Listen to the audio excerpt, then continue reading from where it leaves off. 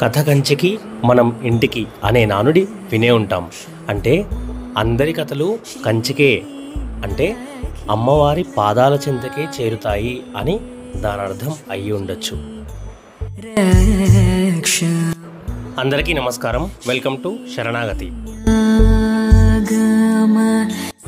భారతదేశంలో ఉన్న మోక్షపురిలలో దక్షిణ భారతదేశంలో ఉన్న ఏకైక మోక్షపురి కాంచీపురం. ఇక్కడ కామాక్షి అమ్మవారు కొలువై ఉన్నారు. భండాసురుడు అనే రాక్షసుణ్ణి సంహరించిన తర్వాత ఇక్కడ అమ్మవారు పద్మాసనంలో కూర్చుని మనకు దర్శనమిస్తుంది. పరమ పుణ్యక్షేత్రమైన ఈ దేవాలయం 4 గోపురాలతో 5 ఎకరాల విస్తీర్ణంలో ఉంటుంది. ఈ దేవాలయంలో గర్భాలయం ఎదురుగా గాయత్రి మండపం ఉంటుంది. అలాగే అరూపలక్ష్మి, స్వరూపలక్ష్మి అమ్మవార్లు కూడా కొలువై ఉంటారు. ముందు ఈ ఆలయంలోని అమ్మవారు ఉగ్ర రూపంతో ఉండేవారట.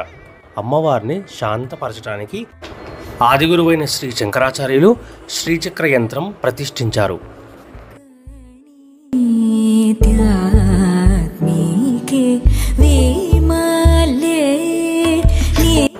అష్టాదశ శక్తిపీఠాల్లో ఒకటైన ఈ దేవాలయంలో అమ్మవారి నాభి భాగం పడిందని చెబుతారు.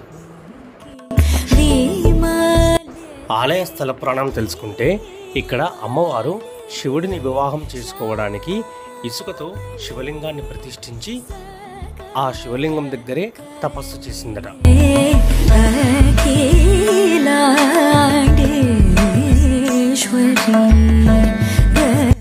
కాంచీపురం అనగానే మనకు గుర్తుకు వచ్చేది కంచి కామకోటి పీఠం.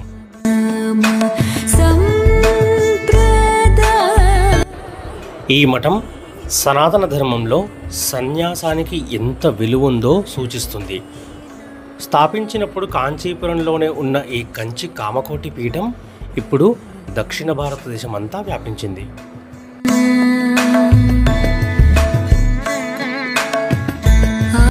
కామాక్షి అమ్మవారు ఈ ఆలయంలో పద్మాసనంలో కూర్చొని శాంతిని, శ్రేయస్సును సూచిస్తూ ఉంటుంది.